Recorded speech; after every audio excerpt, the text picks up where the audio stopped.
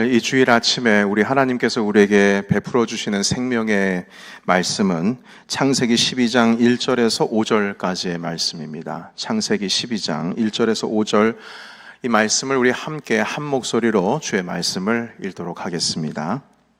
다 같이 주의 말씀 읽겠습니다. 자, 시작. 여호와께서 아브라함에게 이르시되 너는 너의 고향과 친척과 아버지 집을 떠나 내가 내게 보여줄 땅으로 가라. 내가 너로 큰 민족을 이루고 내게 복을 주어 내 이름을 창대하게 하리니 너는 복이 될지라. 너를 축복하는 자에게는 내가 복을 내리고 너를 저주하는 자에게는 내가 저주하리니 땅의 모든 족속이 너로 말미암아 복을 얻을 것이라 하신지라. 이에 아브라함이 여호와의 말씀을 따라 갔고 롯도 그와 함께 갔으며 아브라함이 하란을 떠날 때에 75세였더라. 아브라함이 그의 아내 사레와 조카 롯과 하란에서 모은 모든 소유와 얻은 사람들을 이끌고 가나안 땅으로 가려고 떠나서 마침내 가나안 땅에 들어갔더라. 아멘.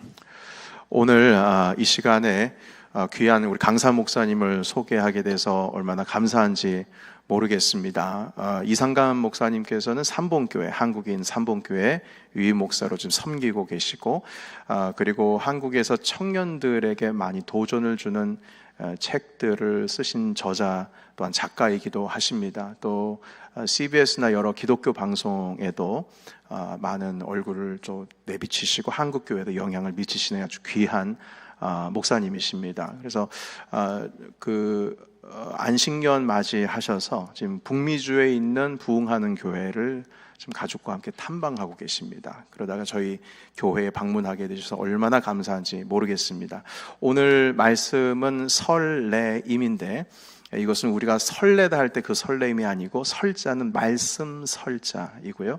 그리고 레자는 이게 한국어 스펠링을 좀 고쳐주시면 좋겠어요. 아이로 바꿔주시고요. 올레자입니다. 그러니까 말씀이 와서 임은 임한다 할 때 임자고 말씀이 내게 와서 임한다라는 의미의 설레임입니다. 설레임이라는 책이 또 발간이 되기도 했습니다. 오늘 목사님의 어떤 경험과 또 하나님께서 주신 말씀으로 인해서 우리 모든 분들에게 큰 은혜가 있으시기를 축복합니다. 목사님 나오실 때 우리 할렐루야로 맞이해 주시면 감사하겠습니다. 자, 할렐루야! 할렐루야. 여러분 만나게 되어서 행복합니다. 저는 안식년 동안에 8개 교단의 교회를 가서 방문하고 예배를 드리고요. 또 30개 교회 정도를 쭉 했습니다. 사실 주일 설교는 미국에서 딱 우리 주목사님 교회만 제가 허락하고 다른 데는 아예 그냥 비밀리에 조용히 연구하고 탐방하고 관찰하고 싶어서 이방인으로 또 개구로 하나님 앞에 나아가고 싶어서 그렇게 하고 이제 마지막 주간 보내면서 우리 주 목사님 제가 너무나 사랑하는 동생이고 또 동생이지만 존경하는 목사님이어서 이 교회만 유일하게 미국에서 설교를 하게 됐습니다. 그래서 감사하게 생각하고요. 말씀설 올레 이말임 설레임. 어떤 분들은 그 아이스크림 이름이 설레임 어이 그것만 기억하고 혹시 아이스크림 아니냐 하는데 아니고요. 청년들을 위해서 말씀이 와서 임하다 시리즈로 쭉 글을 썼던 것을 제목으로 삼았고요. 또 하나님께서 제게 주셨던 말씀 설레임, 제게 임하여 제 삶을 완전히 바꾼 말씀을 오늘 나누고자 합니다. 하나님은 창조주시죠. 태초에 하나님이 천지를 창조하시니라. 인간은 진화됐든지 창조되었든지 둘 중에 하나겠죠. 그러나 우리 기독교는 분명히 하나님이 천지를 창조하셨다라고 믿습니다. 이 하나님이 우리를 창조하셨는데 하나님과의 우리의 관계는 어떻게 이어집니까? 언약과 성취로 이어지죠. 하나님은 먼저 찾아오셔서 언약을 세우십니다. 그리고 그 언약 백성의 삶을 계속해서 빚어가시고 인도하시고 인격적으로 그 삶 가운데 친밀하게 동행하시는 줄 믿습니다. 저는 우리 귀한 모든 예배자들의 삶에 설레임의 은혜가 있고 언약과 그리고 성취의 역사가 여러분의 삶에 또 여러분의 자녀들의 삶에 함께 하시기를 바랍니다. 사실 22살의 저를 여러분이 만났다라면 굉장히 초라하고 비참한 한 청년을 만날 거예요. 저는 고등학교를 졸업하고 계속해서 22살에는 막노동을 하면서 보냈습니다. 먼지 나는 창고 속에서 대학 진학도 못하고 미래에 대한 불안, 두려움, 막막함, 답답함, 갑갑함 이런 것에 계속해서 눌리면서 먼지 나는 창고 속에서 늘 일을 하고 있었는데 사장님께서 기독교인이셔서 이군 빨리 일을 마치면 책을 읽든지 성경을 읽든지 하라고, 그래서 사장님께서 허락해 주셔서 늘 일을 마치면 1시간 내지 2시간 그 먼지 나는 창고 속에서 성경을 읽는 시간을 계속 가지고 있었습니다. 그러다가 어느 날 창세기 12장 1절, 2절, 3절, 4절 이렇게 읽는데 이 말씀이 저에게 하시는 말씀으로 들려왔어요. 아브라함에게 하신 말씀이 분명한데 저에게 이 말씀이 크게 와서 부딪혔습니다. 이렇게 레마라고 하죠. 기록되어진 말씀 로고스가 개인적으로 와 닿는다라면 그것이 레마의 말씀인데 이것이 저에게 강력하게 와 닿았습니다. 그리고 하나님께서는 저를 목회자로 부르신다라고 강력한 마음의 소원, 꿈, 비전을 주셨죠. 저는 사실 거부했습니다. 하나님 저 좀 보세요. 저 중2 때부터 수포자입니다. 사실 제 딸이 초등학생인데요. 초등학교 4학년 수학도 저는 못 풀겠더라고요. 그래서 딸에게 아빠는 수학 전공이 아니니까 엄마에게 가서 물어보고 아빠에게는 성경을 물으다오 해가지고 큐티는 제가 가르치고 나머지 모든 과목은 엄마에게 이렇게 미룰 정도로 아무튼 뭐 이렇게 그렇게 포기하고 있었고 또 책을 너무 제대로 읽지 않아가지고 예수님 믿기 전에 저는 단무지 인생이었습니다. 단순, 무식, 성격은 지랄 같은 단무지 인생이었는데 저를 변화시킨 말씀이 바로 오늘의 말씀입니다. 막노동하고 있던 그런 단무지 청년을 완전히 바꾸는 말씀이 오늘 말씀인데요. 같이 오늘 말씀을 통해서 저는 여러분에게 개인적으로 또 하나님께서 들려주시는 말씀, 여러분 교회에 들려주시는 말씀이 되기를 바라는 마음입니다. 오늘 1절 말씀을 여러분과 제가 같이 좀 읽어보기를 원합니다. 1절 말씀입니다. 여호와께서 아브라함에게 이르시되 너는 너의 고향과 친척과 아버지의 집을 떠나 내가 내게 보여줄 땅으로 가라. 하나님께서 아브라함에게 말씀하셨어요. 설레임이 아브라함에게 임했습니다. 근데 하나님께서 말씀하신 것은 본토 친척 아버지의 집을 떠나라고 말씀하세요. 왜요? 자기 중심적이기 때문에, 우상 숭배지였기 때문에. 여러분 오늘날 크게 달라졌나요? 아니에요. 오늘날 여전히 우리가 살아가고 있는 사회는요 우상 숭배로 가득한 도시문화 속에 살아갑니다. 자기 중심적인 시대 속에 살아갑니다. 그래가지고는 하나님이 원하시는 블레싱, 복이 되지는 못하죠. 그래서 하나님께서 떠나라고 하시는 거예요.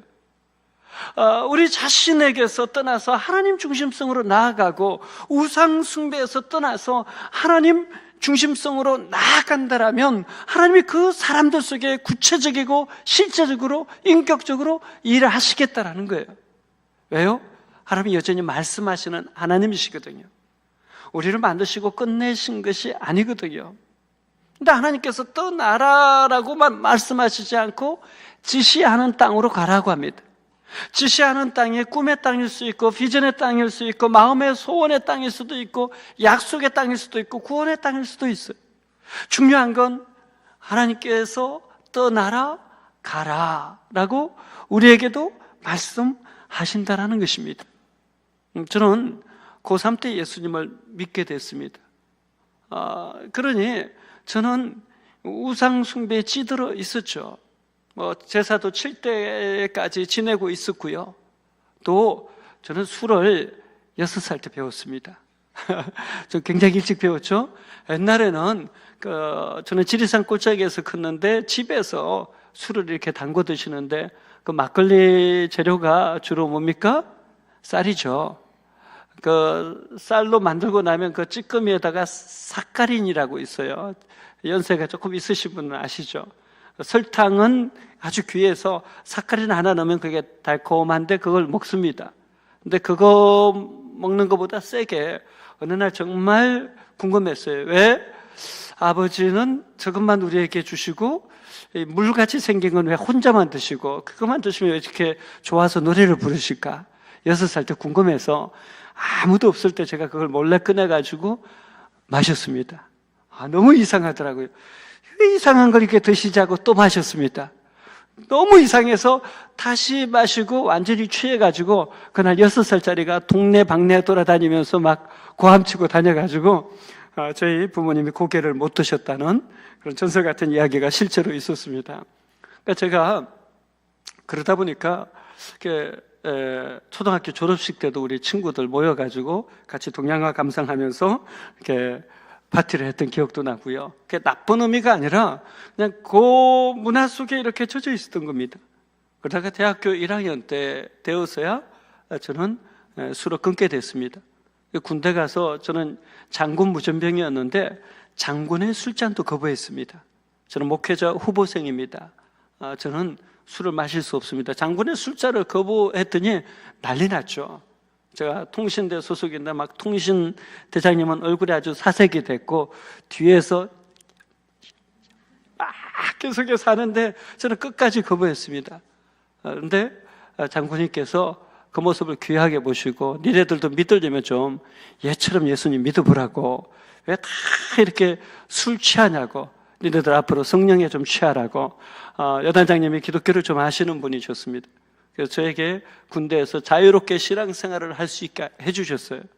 그래서 제가 군대에서 신약 10독, 구약 7독, 책을 300권을 군대에서 읽을 수 있었습니다. 그러니까 하나님 말씀에 따라서 떠나고 순종하는 과정에서 저는 끊임없이 하나님 경험을 계속 지속 반복 집중했죠. 여러분 오늘날도 여전히 하나님 말씀하시는 거 믿으세요? 요한복음 10장 27절에 내 양은 내 음성을 들으며 나는 저희를 알며 저희는 나를 따르느니라 말씀하시거든요. 이 말씀은 뭐냐면 모든 거듭난 하나님의 사람, born again 된 크리스찬들은 하나님의 음성을 듣는다라는 거예요. 하나님께서 각각 인도하신다라는 거예요. 여러분 어떻게 우리가 하나님의 음성을 들을 수 있습니까? 첫째, 성경을 통했습니다. 성경 하나님의 말씀을 읽을 때 여러분 하나님의 음성을 가장 많이 들을 수 있어요. 두 번째, 기도할 때 성령의 감동, 감화, 교통, 교제를 통해서 하나님의 음성을 들을 수 있습니다. 여러분들이 기도할 때 하나님께서 감동, 감화시키시고 교통, 교제시키시는 분이 있어요. 어떤 분이 떠오르게 하고 어떤 분을 위해서 기도하게 하고 어떤 분을 섬기게 하고 반드시 성령의 감동, 감화, 교통, 교제가 우리에게 실제적으로 있습니다. 그러니까 하나님 무엇을 통해서 말씀하세요? 성경과 성령. 여러분이 그 훈련을 하셔야 돼요. 그러면 계속해서 떠나야 될 것을 떠날 수 있고 지시하는 땅으로 계속해서 갈 수가 있게 되어지는 것이죠. 저는 하나님 음성 듣는 법을 대학교 1학년 때부터 연습했습니다. 대학교 1학년 때 이 말씀에 너무 큰 은혜를 받고 계속해서 하나님 저도 하나님 음성 듣고 싶습니다라고 계속 기도하는데 어느 날 정말 성령의 강력한 감동 감화와 교통 교제가 임하는 거예요. 어떻게 임했냐면 제가 대학교 1학년, 저는 대학을 제가 학비와 생활비를 벌으면서 다녔습니다. 제일 행복했던 알바는 경비 알바 2년 했는데 행복했고요. 여자 기숙사 경비였습니다.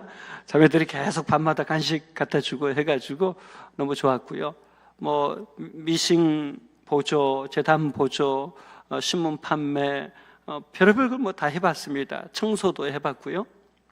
그러니까 투잡, 쓰리잡을 뛰면서 한 달 만에 그때는 거의 3시간씩 자면서 일을 했던 것 같아요.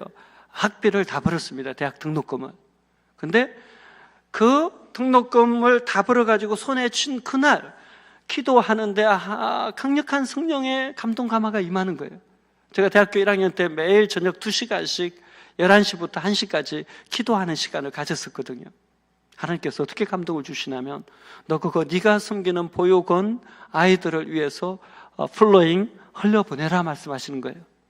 기도가 안 되더라고요. 기도하다가 말고 내가 정신 차려야 돼 하고 그냥 나왔습니다. 그러나 하나님 앞에 새벽 11시부터 1시까지 작정한 기도 시간이 있었기 때문에 그 다음 날도 가고 계속 일주일 가는데 일주일 동안 음성이 사라지지 않고 계속 제 안에 동일하게 플로잉 해라 이 감동 감화가 멈추질 않는 거예요. 토요일이 됐을 때 제가 좀 이성적으로 생각했습니다. 우리 하나님 좋으신 하나님이지 이 고학생 삥 뜯는 하나님 아니실 거야. 그렇다면 이것은 사단의 음성이 분명하다. 그래서 제가 기도하다가 말고 나사렛 예수의 이름으로 명하는 이 사단아 물러가라 떠나가라 막 3번 세게 외쳤거든요. 어떤 일이 일어났을까요? 감동이 오히려 2-3배 커지는 거예요. 그래서 제가 그때 깨달았어요. 이것이 성령의 감동 감화라는 것이 분명하구나.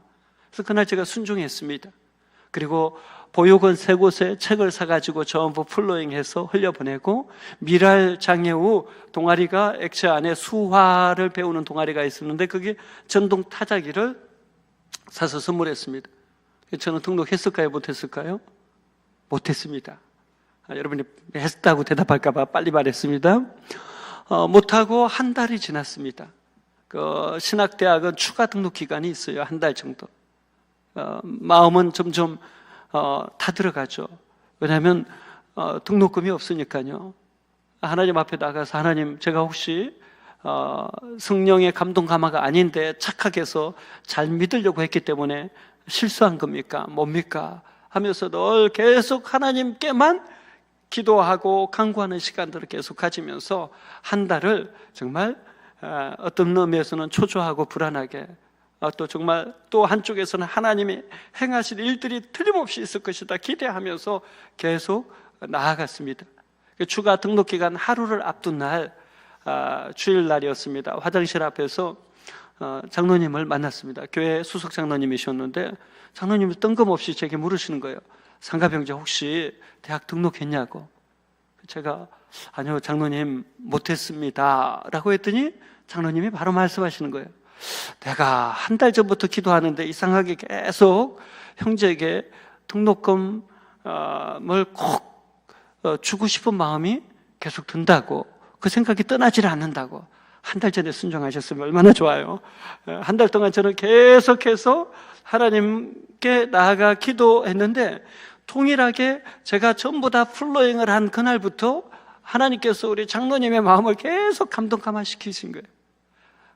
놀랍게도 그 장로님은 그날 순종하려고 아예 그때는 카드 시대가 아니니까요. 수표로 전부 준비해 오셨더라고요. 장학금 전액하고 등록금 전액하고 책값 전액까지 한 학기분을 그 자리에서 수표로 주시더라고요. 저는 머리끝부터 발끝까지 전기에 감염된 듯한 그날 제가 한 고백을 지금도 기억합니다. 주님은 여전히 살아계십니다. 여전히 역사하십니다. 여전히 말씀하십니다. 여러분 그 하나님이 지금 여기에서도 여전히 일하세요. 오늘 2절은 이렇게 말하고 있죠. 2절 말씀을 같이 살펴볼까요? 2절입니다. 내가 너로 큰 민족을 이루고 내게 복을 주어 내 이름을 창대하게 하리니 너는 복이 될지라. 하나님께서 우리를 불러주시고 떠나야 될 것을 떠나서 가야 될 곳으로 가라 한 이유는 뭐예요? 복이 되게 하심이죠. You will be a blessing. You will be a blessing. 이 blessing은 굉장한 의미가 있습니다. 왜냐하면 blessing의 어원 중에는 브리드 피를 흘리다라는 의미가 있어요. 예수 그리스도께서 우리를 위해서 십자가의 피 흘리심으로 우리 구원의 근원이 되셨죠. 이게 블레싱의 가장 기본이고 토대입니다. 동시에 우리 믿는 모든 그리스도인이 복이 되게 하시는 것이 하나님의 목적이 있어요. 우리를 단순히 인도하시는 것 자체에서 끝나는 것이 아니라 하나님의 인도함을 계속 따라가면 You will be a blessing. 복이 되게 하겠다는 거예요. 근데 많은 분들이 착각해요. 그래서 교회 다니면서 그리스도인이면서도 복만 구합니다. 여러분 이것을 잘 이해하셔야 돼요. 복이 되는 것과 복만 구하는 것은 다릅니다. 복만 구하고 있다라면 이것은 자칫 잘못하면 샤머니즘적인 신앙이에요. 무속신앙에 머물 수 있어요. 근데 기독교는 그것이 아니에요. 우리 존재 자체가 블레싱, 복이 되게 하는 거겠죠. 예수님처럼 우리도 작은 예수, 복이 되게 하는 거예요. 그래서 복의 근원이신 하나님께서 우리를 복이 되게 하시면 우리를 통해서 하나님께서 그 복을 계속해서 흘려보내는 거죠. 그래서 우리 기독교인을 하나님께서 축복의 통로가 되게 하시는 거죠. 저는 여러분 한 분 한 분이 축복의 통로로 빚어지는 은혜가 있기를 축원합니다. 그러기 위해서 여러분 기억하세요. 복만 구하지 말고 여러분 존재 자체가 복이 되는 것이 하나님의 명확한 뜻입니다. 왜냐하면 이 말씀은 아브라함에게만 주신 말씀이 아니라 모든 믿는 자에게 주시는 말씀이기 때문입니다. You will be a blessing. 여러분, 잘 산다라는 것은 무엇입니까? 우리 그리스도인이 복이 되면 잘 사는 것이 필요하죠. 제가 어느 날 청년하고 신방을 갔어요. 굉장히 부잣집이었어요. 방도 여러 칸에다가 방마다 화장실이 있고 그 집에서 40명, 50명이 그 실에서 이렇게 식사를 했습니다. 굉장히 부후 명예 권력이 다 있는 그런 집이었죠. 나오면서 청년이 와 굉장히 잘 산다라는 표현을 했어요. 얼마 지나지 않아서 또 다른 집에 초대를 받아서 갔어요. 신혼부부 가정이었습니다. 그런데 반지하도 아니라 거의 5분의 4가 지하인 간신히 햇빛이 위로 들어오는 그런 지하실에 사는 신혼부부 가정이었어요. 초대를 받아서 갔는데 3사람이 초대받아서 갔는데 신혼부부 2사람 5명이 있으니까 방 안에 더 이상 들어갈 곳이 없어요. 제가 가본 가장 가난한 가정. 이렇게 식기도 없어가지고 옆집에서 빌려와가지고 신혼부부가 밥상을 차렸는데 찌개 하나, 반찬 셋, 밥. 그래 지금까지 제가 먹은 신혼부부 집에 초대받아서 먹은 가장 맛있는 밥상이었습니다. 정말 맛있게 먹고 이 부부의 기도 제목을 들었습니다. 저는 가난하고 힘든 사람들을 섬기고 싶습니다. 나중에 교수가 돼가지고 끊임없이 섬기는 삶을 살아가고 싶어서 같이 기도하다가 양가 부모님의 도움을 전혀 받지 않고 시작하기로 마음을 모았습니다. 라고 얘기하는 거예요. 그리고 이제 그 집을 나오는데 또 정말 잘 사네라고 말했던 청년이 제게 이 집 정말 못 사네요. 이렇게 얘기를 하는 거예요. 제가 잠깐 멈춰서서 내가 질문 하나 하자. 너 잘 산다는 것과 부자로 산다는 것, 잘 산다는 것, 못 산다는 것과 가난한다는 것, 너 굉장히 착각하는 것 같아. 있잖아. 소유가 많은 것은 잘 산다는 거야. 그리고 소유가 조금이라면 그것은 부자라고 하지 않고 소유가 많으면 부자라고 하고 소유가 적으면 가난하다고 하지. 그러나 가난하다고 해서 못 산다라고 표현하면 안 돼. 왜냐하면 가난해도 하나님을 위해서 살아가고 하나님을 향해서 살아가고 있다라면 그것은 잘 산다는 삶이 맞아.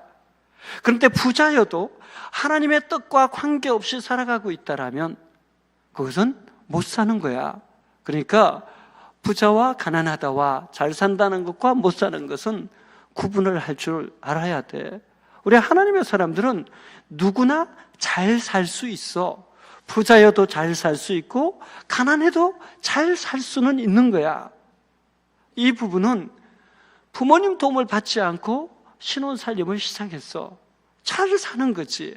이 부부의 비전은 나중에 교수가 되어서 가난한 사람들을 많이 섬기는 게 비전이야. 얼마나 잘 사는 거냐. 근데 돈이 없이 지하에 산다고 해서 못 산다라고 표현하면 너의 표현은 잘못된 거야. 얘기를 했습니다. 사랑하는 여러분, 생각해 보세요. You will be a blessing. 너는 복이 될지라라고 말씀하셨을 때 하나님이 말씀하신 것은 잘 사는 삶이에요. 부자가 아니에요. 부명예 권력을 말씀하시는 것이 아니라고요. 우리 존재 자체로 복이 되어진다라는 것은 우리가 있는 것을 가지고 주변을 향해서 흘려보내는 거죠. 그때로부터 벌써 거의 20년의 시간이 지난 것 같아요. 제가 신방 갔던 그 가정은 지금 정말 귀한 교수로서 많은 사람들을 섬기고 특별히 끊임없이 고아들을 돌보는 사역을 끊임없이 해가고 있습니다. 그때나 지금이나 20년이 넘는 시간이 흘렀지만 여전히 참 잘 살더라고요. 여러분, 복만 구하는 것이 아니라 복이 되는 삶은 잘 사는 삶입니다. 부자여도 못 사는 삶이 있고요, 잘 사는 삶이 있고, 가난해도 못 사는 삶이 있고 잘 사는 삶이 있는데, 하나님의 목적은 우리를 통해서 복을 유통하는 것이죠. 그것이 물질일 수도 있고, 우리가 누군가를 위한 진심을 담은 기도일 수도 있고, 누군가를 위로하고 격려하고 세워주는 말의 축복일 수도 있습니다. 중요한 것은 하나님께서 내게 주신 것을 가지고 축복을 유통하는 축복의 통로가 되어지는 거죠. 자, 그런 의미에서 우리 넘치는 교회 여러분 한 분 한 분은 플로잉의 정도가 아니라 넘치니까 오버플로잉의 넘치는 축복의 통로가 되시기를 바랍니다. 자, 세 번째 3절은 오늘 이렇게 말하고 있어요. 3절 말씀입니다. 너를 축복하는 자에게는 내가 복을 내리고 너를 저주하는 자에게는 내가 저주하리니 땅의 모든 족속이 너로 말미암아 복을 얻을 것이니라 하신지라. 놀랍지 않습니까? 하나님께서 단지 나만 생각하는 삶에서 끝내시지 않으세요. 땅의 모든 족속이 너로 말미암아 복을 얻을 것이니라. 여러분, 우리가 예수님으로 말미암아 복을 얻었는데, 이 예수님으로 말미암아 우리가 얻은 구원의 복, 은혜의 복, 여러 삶에 주님이 주신 것들이 우리 안에서 멈추지 않고 이것들이 흘러간대요. 그래서 땅의 모든 족속에 너로 말미암아 복을 얻게 된다라는 거예요. 사랑하는 여러분, 저는 그런 꿈을 꿉니다. 넘치는 교회에 들어오는 여러분 한 분 한 분이 땅의 모든 족속이 여러분으로 말미암아 복을 얻게 되기를 바랍니다. 여러분이 교회가 여러분으로 말미암아 복을 얻고요, 여러분의 가정과 친지, 친척, 형제, 자매가 여러분으로 말미암아 복을 얻는 꿈, 이 뉴욕과 미국, 한국까지도 여러분으로 말미암아 복을 얻는 꿈, 오버플로잉의 역사가 끊임없이 이 교회를 통해서 일어날 수 있기를 바랍니다. 저는요, 대학교 1학년 1학기 때 하나님의 음성 듣고 등록금을 흘려보내고 나서 4년 내내 하나님의 역사가 끊임없이 일어났습니다. 그리고 대학원을 마치는 3학년 2학기까지 이 역사가 멈추지 않았어요. 그만큼 치열하게 하나님의 음성을 들으려고 했죠. 요한복음 10장 27절, 내 양은 내 음성을 들으며 나는 저희를 알며 저희는 나를 따르느니라. 근데 대학교 마지막 졸업하는 학기에도 또 등록금이 없어서 추가 등록 기간까지 등록을 못하고 있었습니다. 항상 하나님은 저를 훈련시킨 방법은 끝까지 기다리다가 마지막 판에 역사하시더라고요. 그때도 마찬가지였습니다. 등록금이 없어서 장신대 가면 기도탑이 있습니다. 기도탑에 가서 하나님, 이제 내일이면 마지막 날입니다. 주여 저를 불쌍히 여겨 주옵소서 막 기도하는데요, 전화가 왔어요. 전화가 왔는데 전도사님 장학금이 나왔습니다. 얼마인지 모르니까 50만 원이 나왔는데 딱 제가 필요한 금액이 그 정도였습니다. 너무나 감사했죠. 그래서 하나님 감사합니다 기도하는데 갑자기 그날 아침에 만난 형님이 떠오르는 거예요. 그날 아침에 같이 공부하는 형님을 만났는데 저에게 기도 부탁을 하신 거예요. 상가봐 죽겠다야. 왜요 형님? 내가 애도 둘 키우고 있고 너까지의 신학을 공부했는데 등록금이 없어서 마지막 등록을 아직 못하고 있다. 형님 얼마 못했는데요? 50만 원. 저도 50만 원인데 형님이 그 기도 부탁을 했으니까 그 기도를 하는데 계속해서 상가봐 50만 원이 부족하다. 기도도 부탁한다. 이것이 계속 메아리처럼 메아리치는 거예요. 그래서 제가 결국은 다시 학교에 전화를 했습니다. 혹시 지정해가지고 양보해도 되겠습니까? 정말 필요한 분이 있어서 그렇습니다. 했더니 지정해서 해도 되는데 전도사님은 등록 못하면 자동 휴학 처리된다는 거예요. 행정적이어서 이건 어쩔 수 없다라는 거예요. 그래도 괜찮습니다. 이분에게 양보하겠습니다. 해가지고 그분에게 장학금을 양보했습니다. 그분은 등록하시고 저는 이제 등록을 못하고 있었는데 주일날 밤에 전화가 왔어요. 전도사님, 어느 목사님이 기도하시는데 전액 장학금을 주고 싶어 하는데 혹시 식사를 하면서 주시려고 하는데 시간 좀 낼 수 있습니까? 뭐라고 그랬겠어요? 그럼요 하고 달려갔는데 정말 맛있는 식사를 사주시고 그 자리에서 현금으로 등록금 전액을 주셨어요. 제 기억으로는 250에서 270 그 사이였던 것 같아요. 그래서 그걸 가지고 학교에 왔는데 제 친구가 벤치에서 고개를 푹 숙이고 있는 거예요. 제가 너 왜 이러고 있니 했더니 상가봐, 내 딸이 태어났는데 병원비가 없어서 퇴원을 못 시키고 있다. 얼마가 필요한데 100만 원이 부족해. 제가 뭐라고 했겠어요? 그 자리에서 바로 100만 원 바로 꺼내주면서 야, 이거 나 거저 받은 거야. 나 이 100만 원 안 갚아도 돼. 지금까지 안 갚고 있습니다. 그러고 나서 사실 제가 다음 한마디를 했어요. 나한테는 갚지 말고 네가 기도하다가 정말 필요하다고 생각하는 분에게 플로잉을 해줬으면 좋겠다. 근데요, 이 친구 제가 아는 금액만 개척교회 목회자를 도운 금액만 해도 3천만 원 넘게 플로잉을 했습니다. 엄청난 것 아닙니까? 여러분 그래요. 우리가 주님을 믿는다라는 것은 그것이 물질의 섬김이든 봉사의 섬김이든 또 기도의 섬김이든 또 누군가를 격려하고 세워주는 말의 섬김이든 끊임없이 축복의 통로가 되는 것이 하나님의 우리를 향한 계획이죠. 그래서 이에 아브라함이 사제를 보시면 여호와의 말씀을 따라 가꾸라고 표현하고 있습니다. 우리가 여호와의 말씀을 계속해서 따라가게 된다면 이 자리에 있는 여러분 한 분 한 분을 각각 하나님의 인도하실 뿐만 아니라 여러분 한 분 한 분을 복이 되게 하실 것입니다. 아브라함이 부름을 받았을 때는 75세였습니다.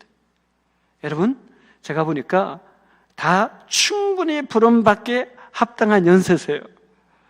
그래서 여러분이 하나님의 음성을 잘 듣고 이 설레임, 말씀이 와서 임할 때 이에 누구누구가 여호와의 말씀을 따라갔고 이것이 많이 기록되어지면 기록되어질수록 여러분은 축복의 통로로 쓰임받는 은혜를 누릴 겁니다.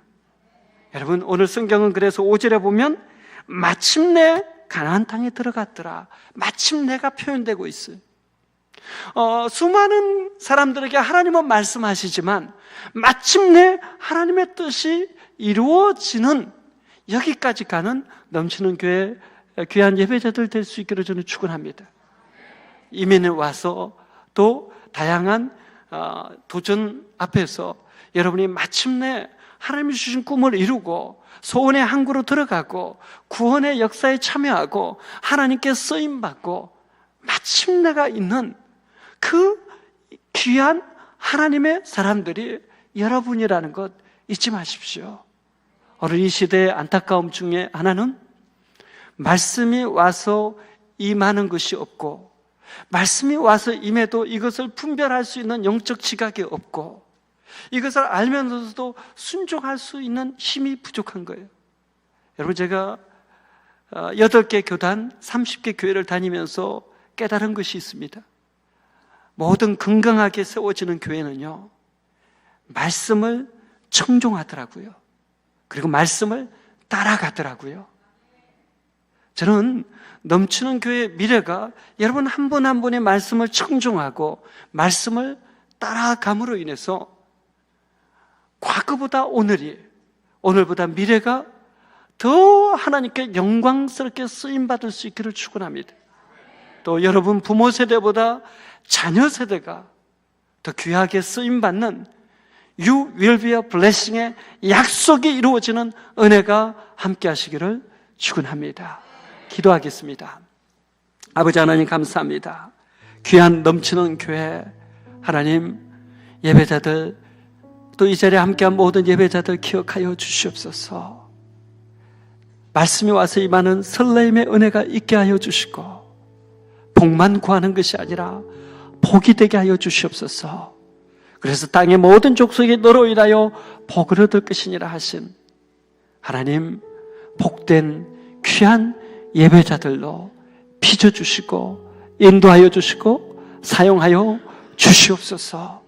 한 분 한 분이 아브라함이 이에 여호와의 말씀을 따라갔고 라고 기록되어진 것처럼 여호와의 말씀을 따라감으로 말미암아 마침내 하나님의 꿈이, 마음의 소원이, 약속의 땅이 하나님 우리 안에도 이루어지는 은혜를 더하여 주옵소서. 예수님의 이름으로